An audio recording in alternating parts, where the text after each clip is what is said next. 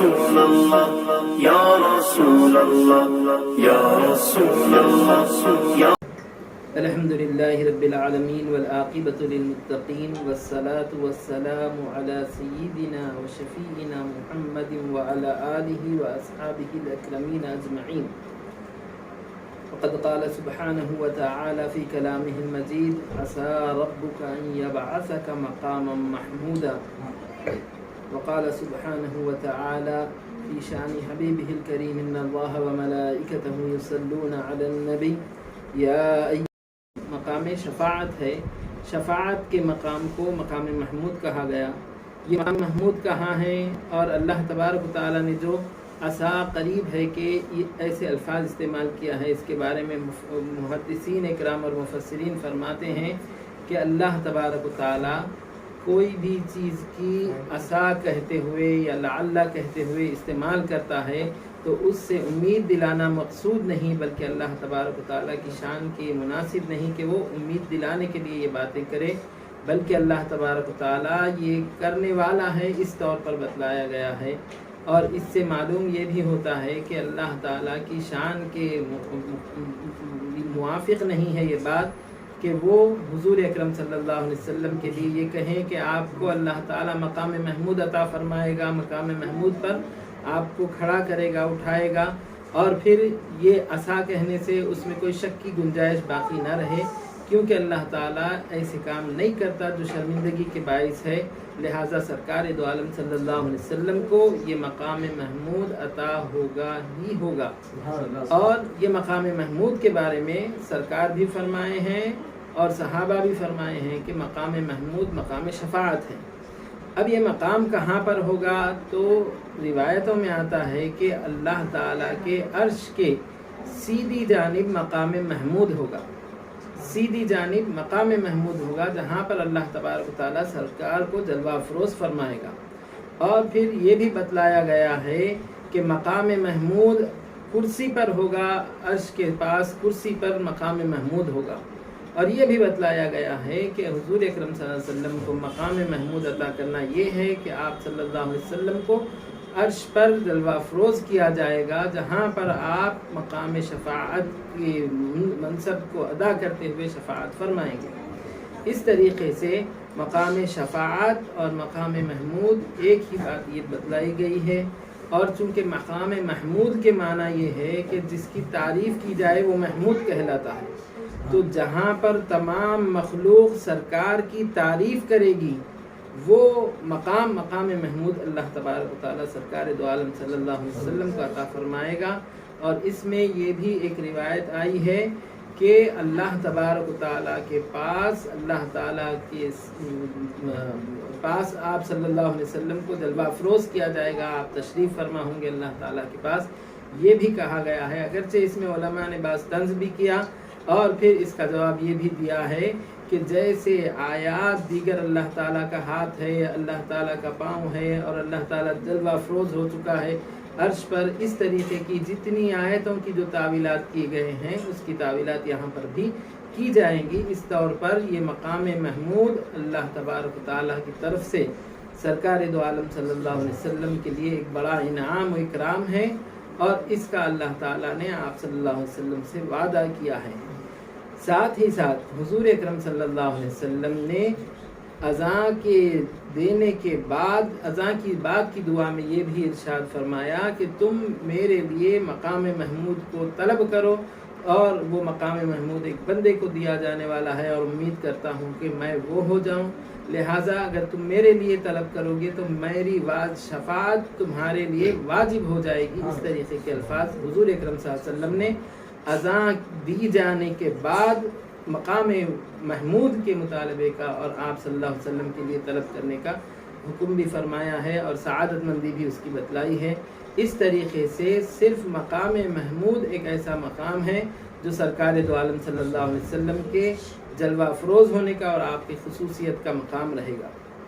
اس کے ساتھ شفاعت کے بارے میں اگر ہم دیگر آیات کو دیکھتے ہیں تو اللہ تبارک و تعالیٰ فرما رہا ہے من ذا الذی یشفع عندہ الا باذنہ، کون ہے جو اللہ تعالیٰ کے پاس شفاعت کرے، اللہ تعالیٰ کے پاس سفارش کسی کی پیش کرے، کون ہے؟ इल्ला बिइज़्निही, मगर नहीं है मगर अल्लाह ताला के हुक्म से है, अल्लाह ताला की इजाज़त से। तो शफाअत के मसले में ये बात तय है कि शफाअत होने वाली है और शफाअत करने वाले भी हैं, और फिर करने वालों के लिए अल्लाह तबारक व तआला की इजाज़त भी होगी कि ये शफाअत की जाए और अल्लाह ताला उसको कबूल फरमाएगा। चुनांचे यहाँ पर हम इस आयत करीमा को देखते हैं तो यही आयत करीमा शफाअत के मकाम को साबित करने वाली भी है कि इसी से साबित होता है कि अल्लाह तबारक व तआला के पास शफाअत की जाएगी, मकबूल भी होगी और अल्लाह ताला के हुक्म से होगी, अल्लाह ताला के हुक्म के बगैर नहीं होगी, ये भी बतला दिया गया। और साथ ही साथ अगर हम देखते हैं तो वकम मिन मलकिन फिस समावाति ला तुगनी शफाअतुहुम शैयन इल्ला मिन बअदि अन यअज़न अल्लाहु लिमन यशाउ व यरदा, आसमानों में कितने ही फरिश्ते हैं कि उनकी शफाअत फ़ायदा नहीं देती मगर अल्लाह तबारक व तआला की इजाज़त के बाद, और अल्लाह ताला जिसके हक़ में इस शफाअत को जायज़ करार दे, जिसके लिए राज़ी हो जाए, उसके हक़ में शफाअत कबूल की जाएगी। लिहाजा शफाअत एक महदूद चीज़ भी है और एक आम चीज़ भी है, और इसमें सरकार दो आलम सल्लल्लाहु अलैहि वसल्लम ज़्यादा से ज़्यादा शफाअत करने वाले हैं। इसके साथ हम देखते हैं तो हुजूर अकरम सल्लल्लाहु अलैहि वसल्लम ने ये भी फरमाया कि अल्लाह ताला ने हर पैगंबर को एक दुआ मांगने की इख्तियार दिया, और वो दुआ वो अम्बिया अलैहिस्सलाम मांग चुके। और सरकार फरमाते हैं मैं अपनी दुआ को छुपाए रखा, पोशीदा रखा, नहीं मांगा, और वो मेरे लिए मेरी उम्मत की शफाअत होगी। इस तरीके से हुजूर अकरम सल्लल्लाहु अलैहि वसल्लम ने अपनी उम्मत की बख्शिश को, अपनी उम्मत के नजात के ज़रिए को शफाअत के तौर पर रोके रखा, और उस दुआ को आप सल्लल्लाहु अलैहि वसल्लम दुनिया में नहीं मांगे और आखिरत में वो मांगने वाले हैं। फिर इसके साथ हम अगर और अहादीस को देखते हैं तो ये भी मिलता है कि हुजूर अकरम सल्लल्लाहु अलैहि वसल्लम ने फरमाया कि अल्लाह ताला ने मुझे इख्तियार दिया कि मैं अपनी आधी उम्मत को बगैर हिसाब किताब के बख्शा लूं और जन्नत में ले जाऊं, और इस बात में भी इख्तियार दिया कि मैं उनके लिए शफाअत करूं। तो सरकार दो आलम सल्लल्लाहु अलैहि वसल्लम ने फरमाया मैं अपनी उम्मत के लिए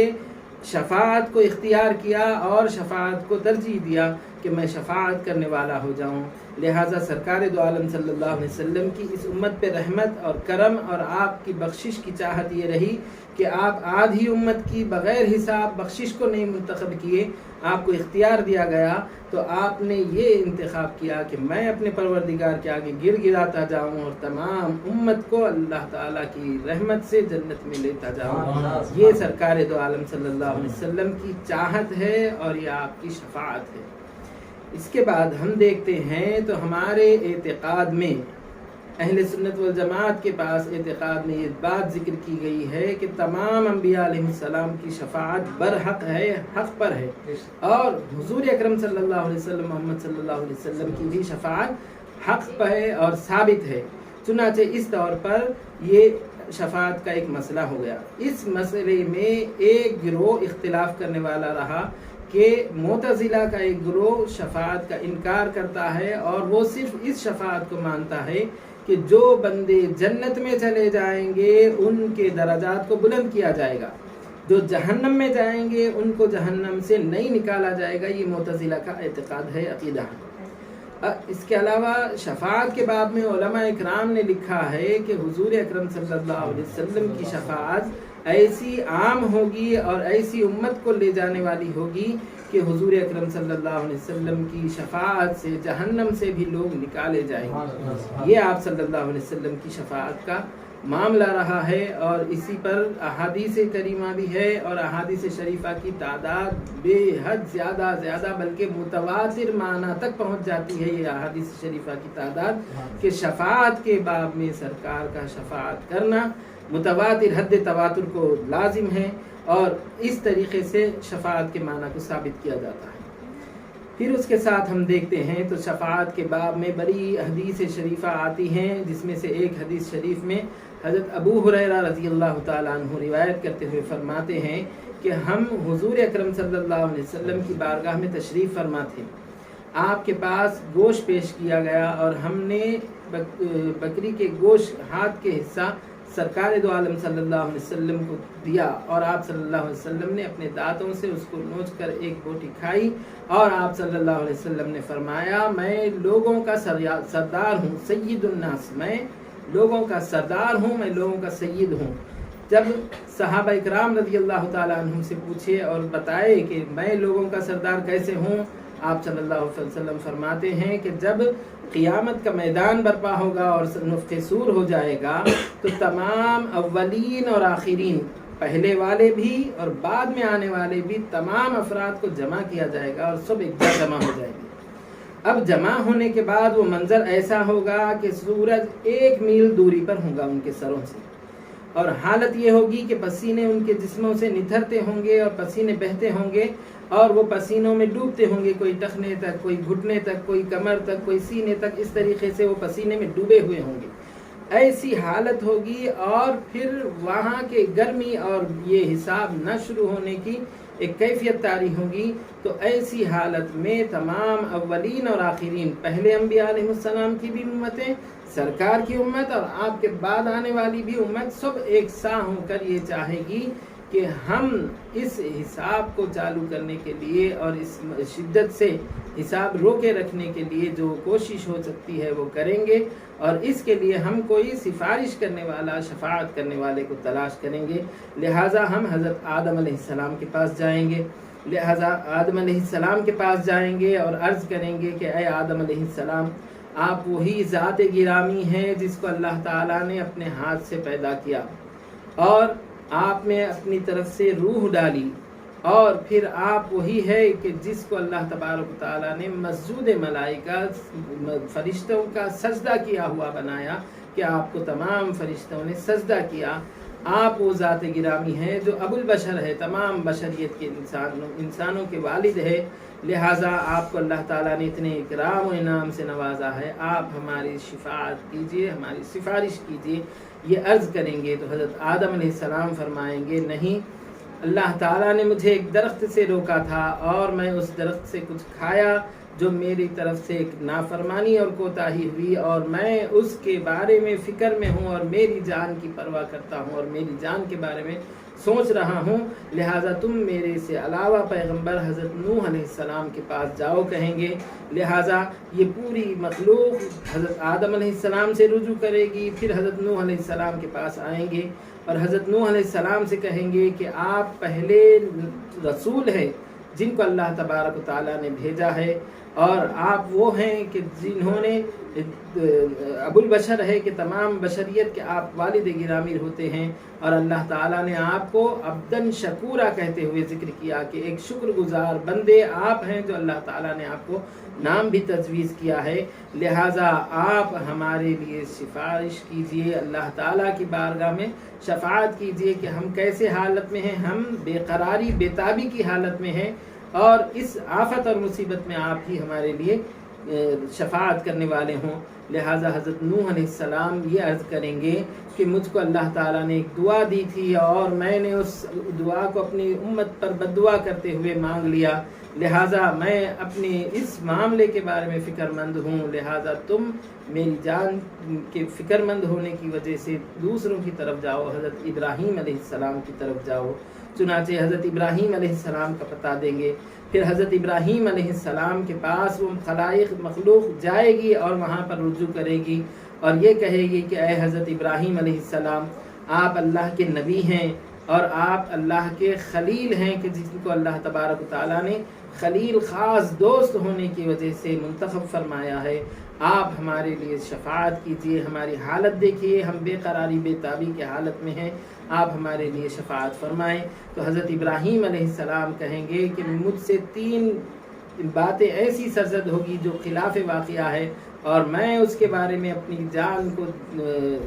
फ़िक्रमंद हूँ, अपनी जान की फ़िक्र करता हूँ। लिहाजा तुम मेरे अलावा के पास जाओ, तुम हज़रत मूसा अलैहिस्सलाम के पास जाओ। ये कहते हुए हज़रत इब्राहीम अलैहिस्सलाम मूसा अलैहिस्सलाम का पता देंगे और मूसा अलैहिस्सलाम के पास जाने को कहेंगे। फिर वो मखलूक मूसा अलैहिस्सलाम के पास जाएगी और हज़रत मूसा अलैहिस्सलाम से अर्ज़ करेगी कि ऐ मूसा अलैहिस्सलाम, आप वो ज़ात गिरामी हैं कि जो अल्लाह तबारक व तआला से कलाम किए, जिनको अल्लाह ताला ने तौरात अता फरमाई और अल्लाह ताला ने रास्त कलाम करने का आपसे शरफ भी बख्शा है, लिहाजा आप कलीमुल्लाह हैं, हमारी शफाअत फरमाएं। हम अपने बेकरारी की हालत में, बेचैनी की हालत में हैं, आप शफाअत के लिए दरवाज़ा खटखटाइए और शफाअत के लिए कोशिश कीजिए। चुनांचे हज़रत मूसा अलैहिस्सलाम कहेंगे कि मैं एक जान को क़त्ल किया जिसका अल्लाह ताला ने मुझे हुक्म नहीं दिया था, वो क़त्ल मेरे से सरज़द हुआ, मैं भी अपनी ही फ़िक्र करता हूँ, तुम मेरे अलावा के पास जाओ, तुम हज़रत ईसा अलैहिस्सलाम के पास जाओ। चुनांचे हज़रत ईसा अलैहिस्सलाम के पास वो जाएंगे और अर्ज़ करेंगे कि ए ईसा अलैहिस्सलाम, आप वो ज़ात गिरामी हैं कि जो अल्लाह तबारक व तआला ने जिनको अपने कलीमे से पैदा किया और जिसमें रूह फूकी है, आप रूहुल्लाह, अल्लाह की रूह हैं, और आप वो हैं कि जिन्होंने झूले में लोगों से कलाम किया है, आपको इतना शरफ अल्लाह तबारक व तआला ने दिया है। आपसे हम दरख्वास्त करते हैं कि आप हमारी ये हालत देखें, हम कैसी हालत में हैं, और हम ये दरख्वास्त करते हैं कि आप हमारे लिए शफाअत फरमाएं, सिफारिश करें। चुनांचे हज़रत ईसा अलैहिस्सलाम अर्ज़ करेंगे, कहेंगे कि मेरी कौम मेरे बाद मेरे मुजस्समे बनाकर अल्लाह का बेटा कहते हुए परस्तिश की, मैं उसके बारे में फ़िक्रमंद हूँ, तुम मेरी जान को छोड़ो, मैं अपनी जान की फ़िक्र कर रहा हूँ, तुम मेरे अलावा मोहम्मद सल्लल्लाहु अलैहि वसल्लम के पास जाओ। चुनांचे अब खलाइक, पूरी मखलूक, अव्वलीन और आखिरीन का ये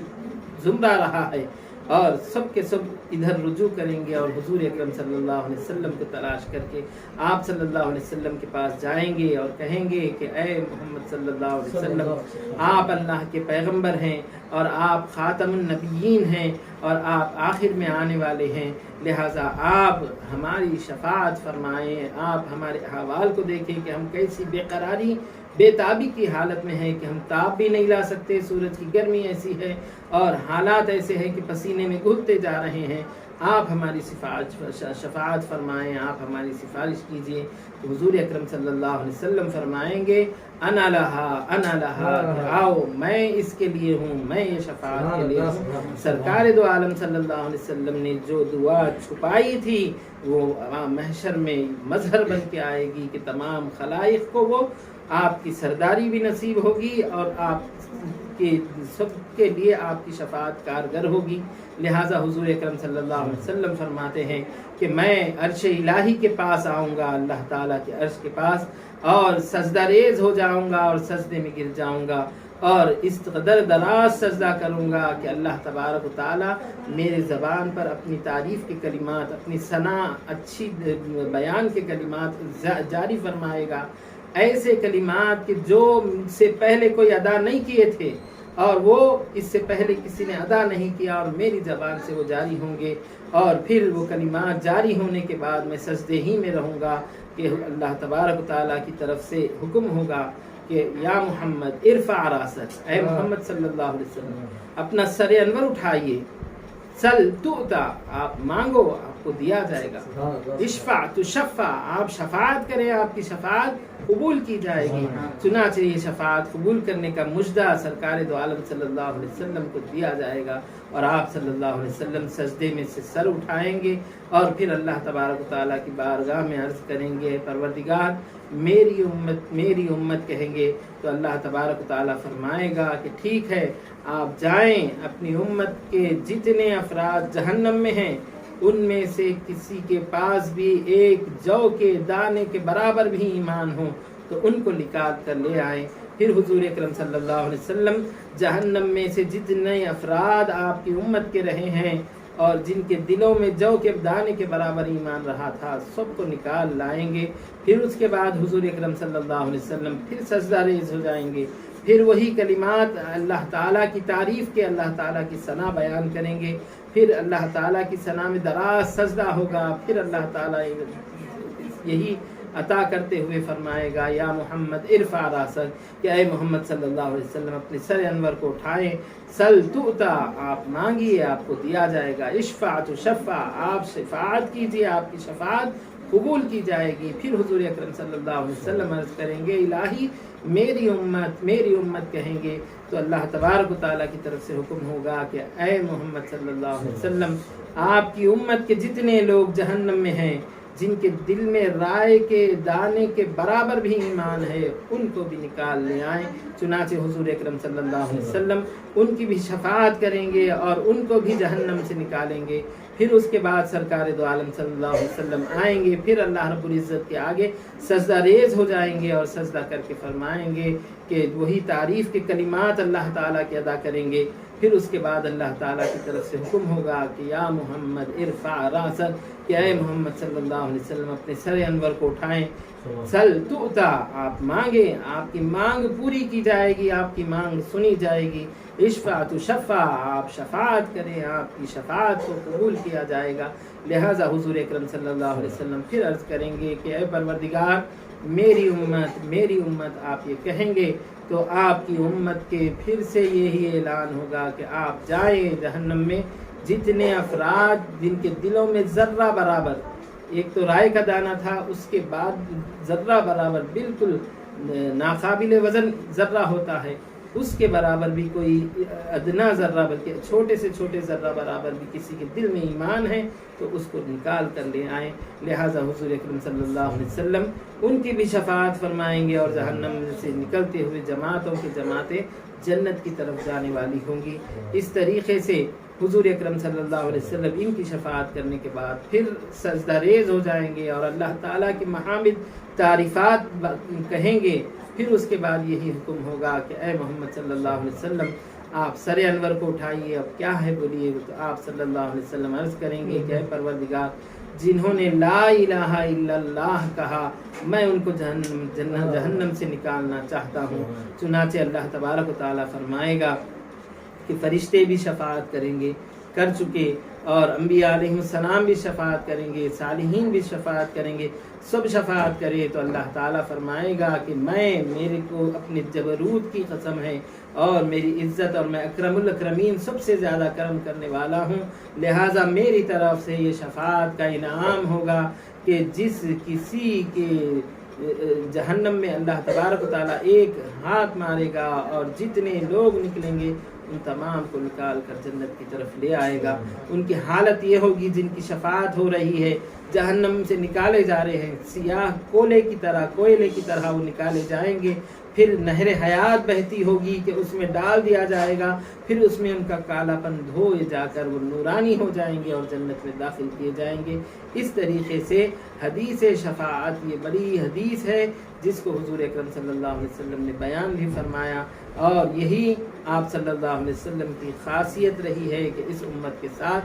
آپ صلی اللہ علیہ وسلم شفاعت کا معاملہ فرمائیں گے۔ چنانچہ یہ شفاعت کے مراتب دیکھتے ہوئے ہم شفاعت کا انکار تو نہیں کر سکتے کوئی بھی، البتہ معتزلہ ایک فرقہ رہا ہے، وہ یہ بات کا انکار کرتا ہے کہ جو جہنم میں جائیں گے ان کو جہنم سے نکالا نہیں جائے گا، مگر یہاں پر اللہ تبارک و تعالیٰ بھی نکالنے پر آمدہ ہے اور تمام مسلمانوں کو نکالا جائے گا۔ اسی طور پر یہ بھی بتلایا گیا کہ جو کوئی بندہ حالت ایمان پر مرتا ہے اور اس کے دل میں رائے کے دانے برابر بھی ایمان ہو یا ذرے برابر بھی ایمان ہو تو وہ سرکار کی شفاعت کو پانے والا ہوگا اور جہنم سے رہا ہو کر جنت میں جانے والا ہوگا۔ حضور اکرم صلی اللہ علیہ وسلم نے فرمایا شفاعتی لأہل الکبائر من امتی، کہ میری شفاعت میری امت کے بڑے بڑے گناہ کرنے والوں کے لیے ہیں۔ چنانچہ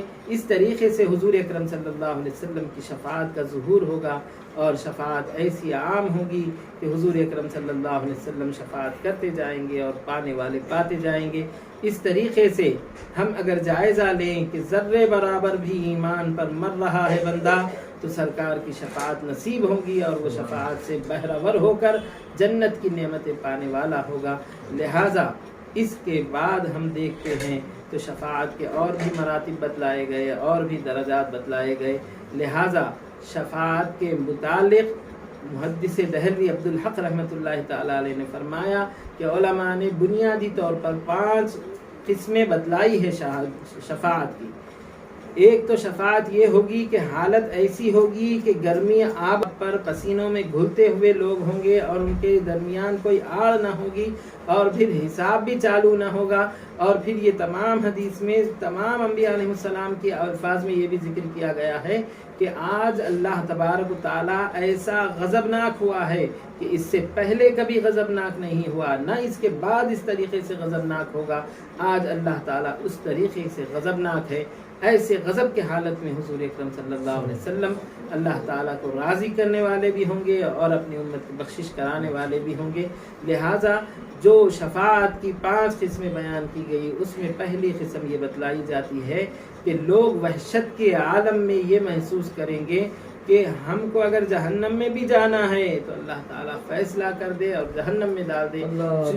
چونکہ یہ حساب روکے جانے کا عذاب بہت گرا ان پر گزرنے والا ہوگا اور اس عذاب کی وہ تاب نہ لا سکیں گے۔ لہٰذا اس سے وہ جہنم میں بھی جائیں، حساب چالو ہو جائے، یہ چاہت رکھتے ہوں گے۔ حضور اکرم صلی اللہ علیہ وسلم کے سجدہ ریز ہونے کے بعد حساب چالو ہوگا۔ لہٰذا ایک تمام خلائق، تمام مخلوقات کے لیے جو شفاعت ہے وہ یہی ہے کہ حساب کتاب چالو ہوگا اور اس دن کا حساب کتاب لیا جائے گا۔ چنانچہ یہ شفاعت ہوگی سب کے لیے جن کی بے چینی تھی، بے قراری تھی، وہ بے قراری بھی ختم ہوگی اور حساب چالو ہوگا۔ اور پھر اس کے بعد دوسری شفاعت کی دوسری قسم یہ بتلاتے ہیں کہ دوسری قسم شفاعت کی یہ ہے کہ کچھ بندوں کو بے حساب، بغیر حساب کے جنت میں داخل کیا جائے گا۔ وہ حضور اکرم صلی اللہ علیہ وسلم شفاعت کریں گے اور آپ کی شفاعت سے بغیر حساب کے جنت میں لے جایا جائے گا۔ پھر تیسری قسم کی شفاعت یہ بتلاتے ہیں کہ وہ بندے جن کا حساب کیا گیا اور ان پر عذاب لازم ہو گیا، چنانچہ حضور اکرم صلی اللہ علیہ وسلم ان کو عذاب سے نجات دلانے کے لیے شفاعت کریں گے۔ یہ تیسری قسم کی شفاعت ہوگی۔ لہٰذا اس قسم کی شفاعت میں بھی وہ فائدہ حاصل کرنے والے اور عذاب سے بچنے والے ہوں گے۔ پھر چوتھی قسم کی شفاعت یہ بتلائی گئی کہ حضور اکرم صلی اللہ علیہ وسلم کی امت کے گناہ گاروں کو جہنم میں داخل کیا جائے گا اور پھر حضور اکرم صلی اللہ علیہ وسلم جہنم سے ان کو نکال لائیں گے۔ یہ چوتھی قسم کی شفاعت ہوئی۔ لہٰذا اسی میں ہم جو شفاعت کی حدیث بڑی دیکھے ہیں اس میں یہ پہلی قسم بھی آ جاتی ہے، چوتھی قسم بھی آ جاتی ہے۔ لہٰذا جتنے گناہ گار امتی گناہوں کے سبب جہنم میں جائیں گے ان کی شفاعت حضور اکرم صلی اللہ علیہ وسلم فرما کر ان کو جنت میں نکال لائیں گے۔ اور پانچویں شفاعت جس کو آخری قسم بھی ذکر کیا گیا ہے وہ یہ شفاعت ہوں گی کہ حضور اکرم صلی اللہ علیہ وسلم کی امتی جو جنت میں گئے ہیں ان کے درجات کو بلند کیا جائے گا اور ان کو ترقی دے کر اور ان کے درجات کو بلند کر دیا جائے گا۔ اس طریقے سے حضور اکرم صلی اللہ علیہ وسلم کی شفاعت ان امور میں ہوگی۔ اس کے علاوہ مزید شفاعت کے باب بھی ہیں اور حضور اکرم صلی اللہ علیہ وسلم نے جو شفاعت کے وعدے بھی ذکر کیے ہیں اس کے بارے میں بھی یہ ذکر کیا گیا ہے کہ ایک تو شفاعت کا مسئلہ یہ بھی ہے کہ جو کوئی مدینہ منورات میں جائے اور وہاں کی مصیبتوں پر، آفتوں پر صبر کرتا ہے اور شکایت نہیں کرتا ہے تو میں اس کے لیے شفیع ہوں گا، یہ سرکار نے فرمایا تھا۔ لہٰذا یہ ایک خاص قسم کی شفاعت اس کے لیے ہوگی۔ پھر ایک یہ بھی ہے کہ جو کوئی میری زیارت کے لیے آئے اور اس کو کوئی دوسری غرض مشغول کرنے والی نہ ہو سوائے میری زیارت کے تو میں اس کے لیے شفیع ہوں گا، شفاعت کرنے والا ہوں گا۔ یہ زیارت کرنے والوں کے لیے مزید شفاعت ہوگی۔ پھر اس کے ساتھ ساتھ یہ بھی بتلایا گیا کہ جو کوئی مدینہ منورہ میں مرنے کی استطاعت رکھتا ہے اور مدینہ منورہ میں مر جاتا ہے تو میں اس کے لیے شفاعت کروں گا۔ یہ بھی سرکار دو عالم صلی اللہ علیہ وسلم کی مزید شفاعت پانے کا درجہ ہے۔ اس کے ساتھ ساتھ شفاعت کے ابواب میں یہ بھی دیکھا گیا کہ جیسے اذان کی دعا کرتے کے بعد اللہ تعالیٰ سے وسیلہ، مقام وسیلہ اور مقام محمود اللہ تعالیٰ سے مانگے تو اس مقام کو اللہ تعالیٰ سے مانگنے والوں کے لیے بھی سرکار دو عالم صلی اللہ علیہ وسلم نے شفاعت کا میدان کھول دیا ہے۔ لہٰذا ان کے لیے بھی شفاعت ہوگی۔ اسی طریقے سے شفاعت کے اور بھی مراتب رہے ہیں۔ شفاعت کرنے والے انبیاء علیہ السلام بھی ہوں گے، شفاعت کرنے والے علماء بھی ہوں گے، شفاعت کرنے والے صالحین بھی ہوں گے اور شفاعت کرنے والے وہ نابالغ بچے جو مر چکے ہیں وہ بھی اپنے ماں باپ کو بخشانے والے، شفاعت کرنے والے ہوں گے۔ اس طریقے سے شفاعت کے کئی دروازے رہے ہیں، اور ساتھ ہی ساتھ یہ بھی بتلایا گیا کہ حاجی حج کرتا ہے تو وہ بھی، حج کرنے والا بھی اپنے پاس شفاعت کرنے کا ایک مقدار اور ایک متعینہ حد رکھتا ہے کہ اس کی بھی شفاعت قبول کی جائے گی۔ اس طریقے سے اللہ تعالیٰ کے پاس شفاعت کے دروازے کھلے ہوں گے، اور اللہ تعالیٰ شفاعت قبول کرنے والا ہے۔ لہٰذا کیا خوب کہا گیا، رحمت حق بہا نمی جو ید بہا نمی جو ید، کہ اللہ تعالیٰ کی رحمت بخشش کے لیے زیادہ ڈھیر بالکل ذخیرہ نہیں چاہتی، بلکہ اللہ تعالیٰ کے پاس ایک بہانہ ہونا چاہیے کہ اس بہانے سے اس کی مغفرت کر دی جائے، اس بہانے سے اس کو بخش دیا جائے۔ لہٰذا اللہ تبارک و تعالیٰ شفاعت کے مقامات کو اس طریقے سے بیان بھی کیا ہے۔ چنانچہ حضرت انس رضی اللہ تعالیٰ عنہ روایت کرتے ہوئے فرماتے ہیں کہ حضور اکرم صلی اللہ علیہ وسلم آپ میرے لیے شفاعت کرنے والے ہو جائیے۔ چنانچہ حضور اکرم صلی اللہ علیہ وسلم نے فرمایا ٹھیک ہے، میں تمہارے لیے شفاعت کرنے والا ہو جاتا ہوں۔ پھر حضرت انس رضی اللہ تعالیٰ عنہ ذکر کرنے لگے کہ سرکار میں آپ کو روز محشر کہاں پر پاؤں؟ تو آپ صلی اللہ علیہ وسلم نے فرمایا مجھے پل صراط پر ڈھونڈنا، میں تمہارے لیے وہیں پر رہوں گا۔ چنانچہ وہ کہنے لگے کہ اگر سرکار میں آپ کو پل صراط پر نہ پاؤں تو پھر کہاں پاؤں، کہاں ڈھونڈوں؟ تو آپ صلی اللہ علیہ وسلم نے فرمایا کہ میزان کے پاس آ جانا کہ میں بھی وہاں پر بھی شفاعت کرتے رہوں گا۔ لہٰذا پھر حضرت انس رضی اللہ تعالیٰ عنہ پوچھتے ہیں کہ سرکار اگر میں وہاں پر بھی نہ پاؤں آپ کو تو کہاں جاؤں؟ تو آپ صلی اللہ علیہ وسلم نے فرمایا کہ حوض کوثر پر آ جانا کہ میں وہاں پر رہوں گا۔ چنانچہ حضرت انس رضی اللہ تعالیٰ عنہ پھر اسی طریقے سے پوچھتے ہیں تو سرکار نے فرمایا میں روز محشر 3 مقامات پر ہوں گا، ایک پل صراط پر ہوں گا، ایک میزان پر ہوں گا، ایک حوض کوثر پر ہوں گا۔ یہ 3 مقامات سرکار کی شفاعت کے رہیں گے۔ پھر یہ بھی بتلایا گیا، علماء اکرام نے لکھا ہے کہ حضور اکرم صلی اللہ علیہ وسلم کی شفاعت تمام انبیاء کو بھی نصیب ہوگی۔ وہ کس طور پر؟ تو آپ کی یہ شفاعت کا ذکر کرتے ہوئے فرماتے ہیں کہ جنت کو حرام کر دیا گیا ہے تمام انبیاء پر حضور اکرم صلی اللہ علیہ وسلم سے پہلے، اور تمام امتوں پر حرام کر دیا گیا ہے آپ کی امت سے پہلے۔ لہٰذا یہ آپ کی شفاعت ہوں گی کہ آپ جنت کا دروازہ کھٹکھٹائیں گے، آپ سے پوچھا جائے گا کہ کون ہیں، اور آپ صلی اللہ علیہ وسلم ذکر کریں گے کہ میں محمد صلی اللہ علیہ وسلم ہوں، تو آپ صلی اللہ علیہ وسلم سے کہا جائے گا کہ ہم یہاں دروازے پر پہرا اسی لیے دے رہے تھے کہ آپ سے پہلے کسی کے لیے دروازہ نہ کھولا جائے، اور آپ کے لیے سب سے پہلے یہ دروازہ کھولا جائے، آپ کی تقدیم خیر مقدم کرتے ہوئے آپ کا استقبال کیا جائے گا۔ یہ انبیاء علیہ السلام کے لیے جنت میں داخلے کا ایک سبب ہوگا۔ اور حدیث شریفہ میں یہ بھی آ گیا ہے کہ اللہ تعالیٰ نے تمام انبیاء پر جنت کو حرام کیا ہے جب تک کہ سرکار اس میں داخل نہ ہو جائے، اور تمام امتوں پر حرام کیا ہے جب تک کہ سرکار کی امت داخل نہ ہو جائے۔ اس طریقے سے آپ کی امت بھی شفاعت کرنے والی، مومنین بھی ایک دوسرے کی شفاعت کرنے والے، اور حاجی بھی شفاعت کرنے والے، علم دین سیکھنے والے بھی شفاعت کرنے والے، حفظ قرآن کرنے والے بھی شفاعت کرنے والے ہوں گے، اور پھر فرشتے بھی شفاعت کرنے والے ہوں گے۔ کہ جس طریقے سے آیت ہم نے پڑھی ہے اس میں اللہ تبارک و تعالیٰ فرشتوں کی بھی شفاعت قبول کرنے کا ذکر کیا ہے۔ لہٰذا سرکار دو عالم صلی اللہ علیہ وسلم کی شفاعت برحق ہے، اور معصوم بچے جو پیدا ہونے کے بعد حد بلوغ کو پہنچنے سے پہلے وفات پا چکے ہیں وہ بھی اپنے ماں باپ کی شفاعت کرنے والے ہوں گے۔ لہٰذا شفاعت حق ہے اور یہ ہونے والی ہے، اور اس کا عقیدہ تمام اہل سنت والجماعت رکھنے والے ہیں، اور اس کے احادیث میں کثرت سے ذکر بھی آیا ہے۔ یہ اہل سنت والجماعت کا ایک ٹھوس عقیدہ ہے کہ شفاعت حضور اکرم صلی اللہ علیہ وسلم حق ہے، اور سب کو حاصل ہونے والی ہے یہ شفاعت، ایک شخص کو بھی نہیں بلکہ سب کے لیے، چاہے وہ کافر ہو جہنم میں بھی جانے والا ہو تو اس کے لیے بھی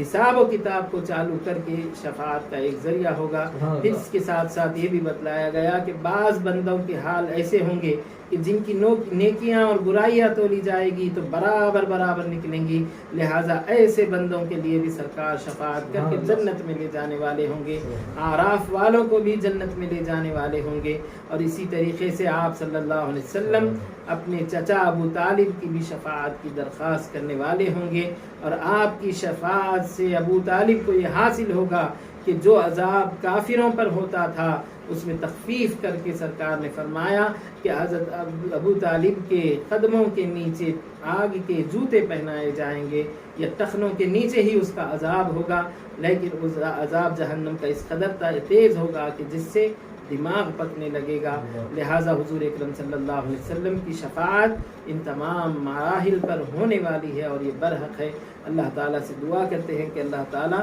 ہم تمام کو شفاعت حضور اکرم صلی اللہ علیہ وسلم پانے والے اور اس سے بہرور ہونے والے